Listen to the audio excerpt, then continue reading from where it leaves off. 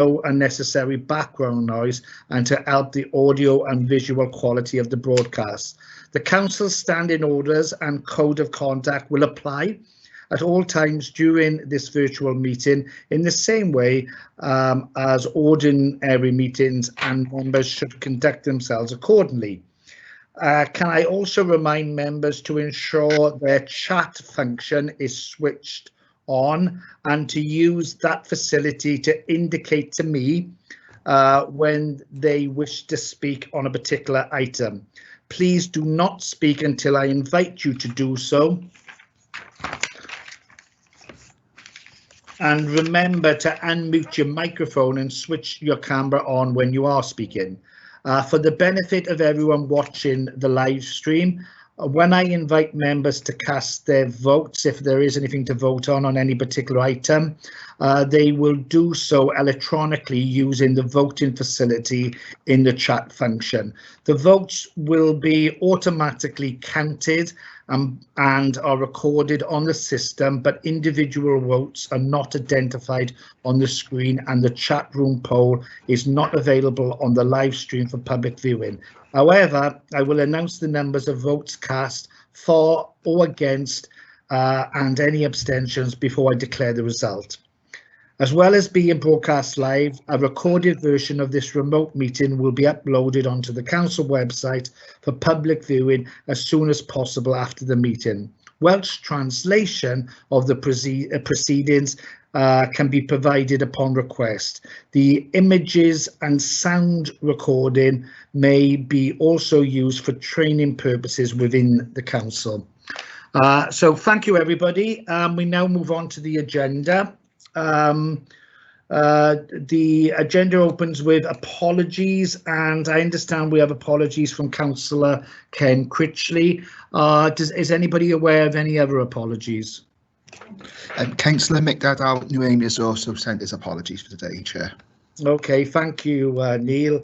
So that's all the apologies. Declaration of interest. Does anybody have any items of interest to declare?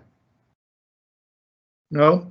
I'm going to go through the minutes of the last meeting, and I'm really going to go through them for accuracy as opposed to matters arising as well. The last meeting was held, obviously pre-COVID, on the 13th of January 2020. So page 3, page 4, page 5, page 6, page 7, page 8, page 9, and page 10. As was our habit before COVID, any matters arising we can raise at the end of the meeting.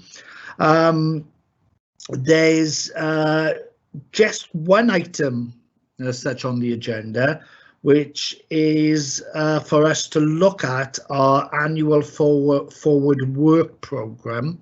Now, obviously, this is quite a unique situation because of the circumstances that we find ourselves in. And whereas normally there would be bodies of work for us to scrutinise, effectively a lot of the council, if not all of the council resource, has been focused on the COVID response. So I don't know if members have any suggestions as to what we might include in our forward work programme, but I would like to suggest that we possibly look at the cabinet report dated the 24th of June, which has been shared with everybody, and the strategic recovery aims in response to the COVID-19 health emergency. So the suggestion is that we would scrutinise the council's response in the areas that obviously concern this scrutiny committee of the COVID outbreak. And I think I think a lot of members might have received this summary sheet, which is a draft as regards to the strategic aims and so on. How do we feel about that making up for the next few months are our strategic work programme. Any feedback? Anybody want to say anything? We've just shared this report with you, which was the report that went to Cabinet, and when members, I'm sure members have had a chance to have a look at it. There is quite a lot contained in this that would fall into our scrutiny. So I'm proposing that our committee looks at our response, the council's response to the COVID outbreak. If any members have any other suggestions, obviously we will look at them. Over to you guys. Would anybody like to speak? Yes, I would. Can you hear me? Just checking that the technology works. Yes, can you hear me? Yeah, you need to, it's fine. I've got you, Graham. If you want to speak, as I understand it, you need to indicate in the chat box. Ah, okay. By raising your hand. Listen, Graham, it's absolutely not a problem, but just in case it was a larger meeting with loads of people wanting to speak. Right. But over to you, Graham. Well, as a suggestion, we've had such a large gap between the last meeting and this one, and in totally different circumstances, it would be great to reset the plans that we had, the things that we needed to do it's pre-COVID, and see if they're still relevant now. My fear is that they possibly aren't, and that there's a whole new set of issues that we must deal with. So it would be great if time was put aside with a group of us to get together and I'll say pick up from where we left off to make sure it was still relevant. Thank you for that, Mark. Graham. I think if we were to analyse the council's response to the COVID outbreak as part of our scrutiny, indeed most of those things would be covered. Mark has indicated that he wants to speak. Mark. Yes, Chair. I mean, just to say that there's a lot of meat in the document, and it seems to me that given the background of the last few months, and you think of the things that have happened, that really there's almost no alternative really to sort of start at that point and to look at the issues which are set out in the report. So I can't see there's any other alternative really. Thanks, Mark. And members, it would be important work as well, and areas of learning that we could perhaps help officers out with. Does anybody else want to speak? John, how do you feel about us scrutinising the response to the COVID health emergency, as outlaid in the strategic recovery aims, as outlaid in the document on the 24th of June? Well, I wouldn't disagree with the previous speaker's comments, Chairman, to be honest. That we've got a starting point. Yeah. And we do need to look back, and we do need, obviously, to look forward. Okay, thank you, John. And is there anybody else that might want to speak? No. Okay. Councillor Hyatt, are you indicating that you may want to speak? Yes, please, Chair, if I may. Okay, cool. I think in future, Councillor, of course you can't speak. You need to indicate in the chat box, but on this occasion we'll listen to your views. I did press the chat box, Chair. Okay, it hasn't come up on my screen, but okay, I do apologise. And what was it that you would like to say? Is it for myself, Chair? Can I carry on? Yes, Councillor. Thank you very much.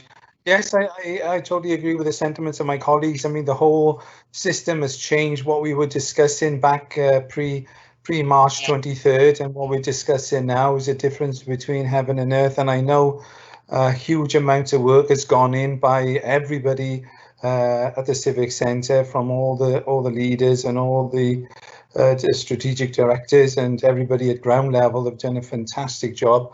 And I think, I think it's a vital component that we look back on that and see what we can learn and where we go forward from here. Okay, good. Anybody else want to add anything?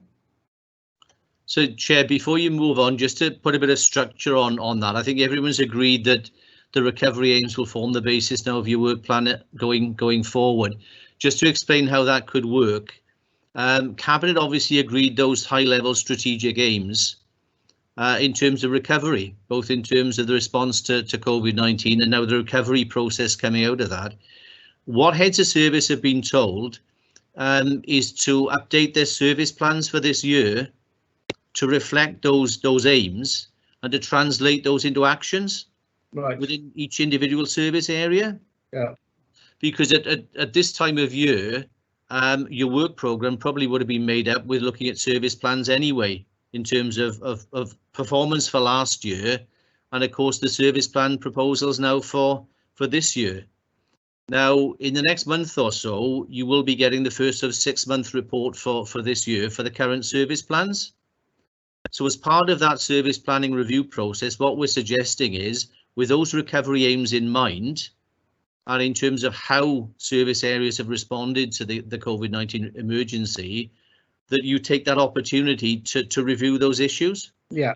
And invite service heads and corporate directors to look at what that means in terms of the impact on individual services and what those services are doing now in their service planning processes to deal with those recovery aims. Yeah. So what we'll do is, rather than you sort of identify issues, we'll leave it to service heads and corporate directors to identify those in your service plans. Right. And then when you scrutinise their revised service plans, question or challenge them about what is being done in terms of those recovery aims, if that makes sense. Yeah, it makes total sense. Yeah. Are we all in agreement with that? Or Councillor Graham? Yes, I was about to. Yeah, you raised your hand, Graham. I've got it. Yes. Yeah, I raised my hand on this occasion. You're right, I did. I thought that was a fantastic. Well, that Gareth, you put it together nicely there. We really cannot go on with what we had. We must go on with what we got. Sorry, Councillor Berry, can you just switch your camera on, please? Thank you. Yeah. We want to see you, Graham. There's too many buttons to press here. All I want to do is make Newport a great city to live in. Did you get what I said?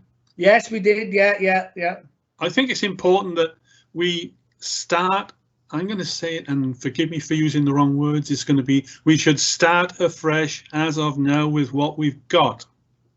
Not look back to with too much, I'll say, introspection there and say, well, that's what we said a year ago, and this is where we feel we should be now. It's a totally different climate, and I thought Gareth actually encompassed that in what he said. So I'd go along with that, to be honest. Okay, good. Thank you, Graham. I think we're all in agreement there then. Does anybody else want to add anything? No. Well, I think there we have it then. Just for the interest, and we promised Graham that we would have a vote. Okay. So we're going to vote on for our work programme, scrutinising the response to COVID, as in the Cabinet report dated the 24th of June, strategic recovery aims in response to the COVID health emergency and outlined as Gareth has indicated. Are we all in agreement with that? Yeah. I am, Chair. Okay. How do you register your agreement, please? We should have I think Democratic Service will open up a voting box shortly. There's no voting box.